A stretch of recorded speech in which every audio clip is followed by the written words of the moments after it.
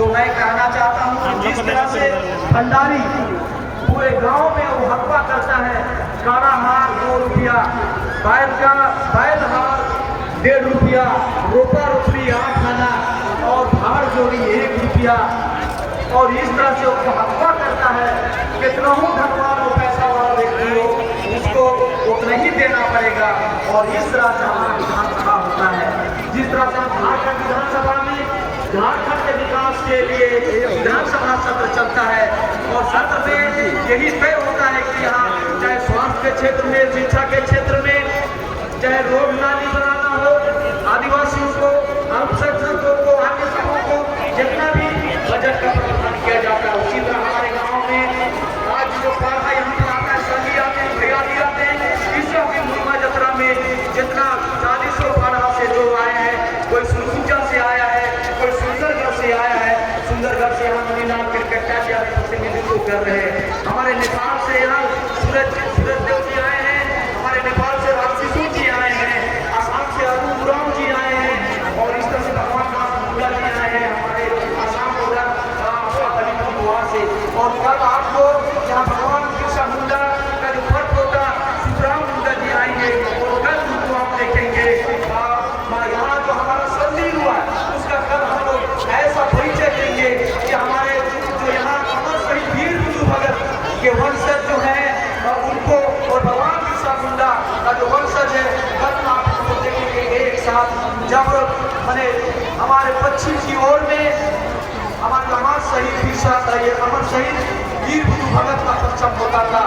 और पूर्व में भगवान बिरसा मुंडा का, तो कल उनका परचम का भी हम यहाँ सम्मान करेंगे। और इसलिए मैं आप सबको कहना चाहता हूँ कि हमारे महान पुजारी मुंडा परंपरा आप अपनी महत्व को समझे, और इस शक्ति स्थल मुर्मा इस स्थल का भी महत्व समझे। मैं इस बड़े मंच से कहना चाहता हूँ कि यहाँ बहुत बड़ा जमीन का समस्या है, और इस जमीन के बारे में आज हमारे माननीय सांसद महोदय जी हैं। मैं कहना चाहता हूं कि मैं इस मुर्मा जत्रा के शक्ति स्थल को बचाने के लिए एक परंपरा हमारे पूर्वजों ने बनाया, और मैं इस ऐतिहासिक मंच से हमारे बीच में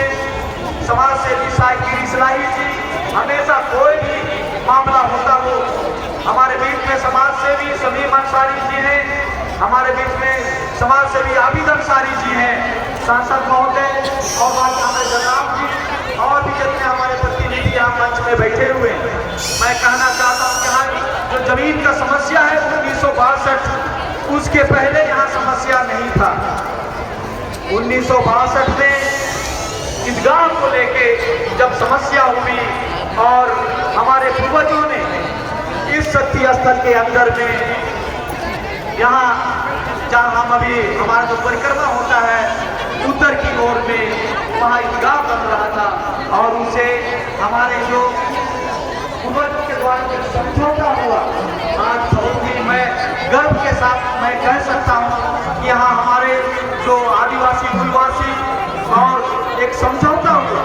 और यहाँ हमारे पूर्वजों ने मुसलमान भाइयों के लिए यहाँ के हिंदू मुस्लिम और आदिवासी सभी मिलके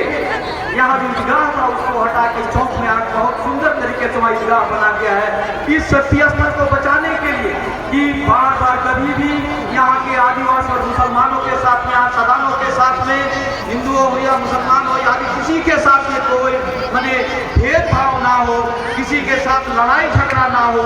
इसको लेके यहाँ एक समझौता होता है। और ईदगाह बना आज आप लोग देख रहे हैं उत्तर के छोटे रोड किनारे में हमारे मुसलमान भाइयों के लिए ईदगाह की व्यवस्था की गई, और यहाँ एक समझौता हुआ। तत्कालीन जो राज्यपाल थे हमारे जो पूर्वज थे, आज जो उस समय 8 साल 10 साल के थे हमारे पूर्वज थे, आज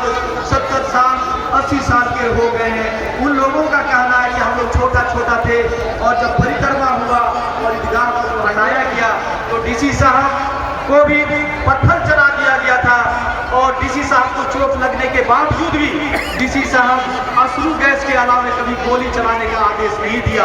और आज जो हम मेला का जो स्वरूप देख रहे हैं वो मेला का स्वरूप नहीं था, यहाँ केवल बारहा घोड़ा ही यहाँ पर आता था, और वहाँ उड़ीसा से और सुंदरगढ़ जो छत्तीसगढ़ में है वहाँ से यहाँ पर आपका बारहा मामला आता था। और इसलिए मैं कहना चाहता हूँ कि आज हम उस इतिहास को हमें भूल गए हैं। और इसलिए यहाँ पर जो भी जमीन जो पूर्वजों ने निभाया कि आप अगर आपका जमीन है, यहाँ बहुत सारा हमारा मुसलमान भाइयों का जमीन है, बहुत सारा हमारा तिवारी जो हमारे ब्राह्मण भाइयों का जमीन है, साहू भाइयों का जमीन है, आदिवासियों का भी जमीन है। और इसको लेके बहुत बड़ा समस्या हमारे जमीन आते रहता है। और मुझे मेरे ऊपर इस मंच से मैं आज कहना चाहता हूँ और हमारे जितने भी प्रतिनिधि यहाँ आए हैं उनको जानना चाहिए कि क्यों यहाँ पर इतनी बड़ी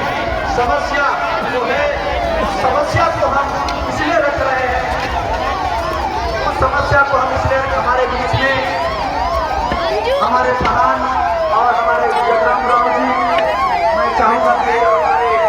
पूर्व माननीय मुख्यमंत्री बाबूलाल मरांडी जी अब इस शक्ति स्थल में पधार चुके हैं। और इसलिए मैं कहना चाहता हूँ कि आप सभी लोग उन्हें जतरा शक्ति पूजा स्थल का जगराम जी, आप उन्हें नेतृत्व करके मनीलाल केरकेटा जी आप भी उनका स्वागत करेंगे। और मैं समझता हूँ माननीय सांसद महोदय जी, पाटिल जी, बाकी सब रहेंगे। आप लोग जाकर उसका अगुवाई करें और शक्ति स्थल के दर्शन करा के यहाँ ताकि मैं अपनी बातों को पूरा कर सकूँ। हमारे माननीय पूर्व मुख्यमंत्री झारखंड प्रदेश के पूर्व मुख्यमंत्री, हमारे ऐतिहासिक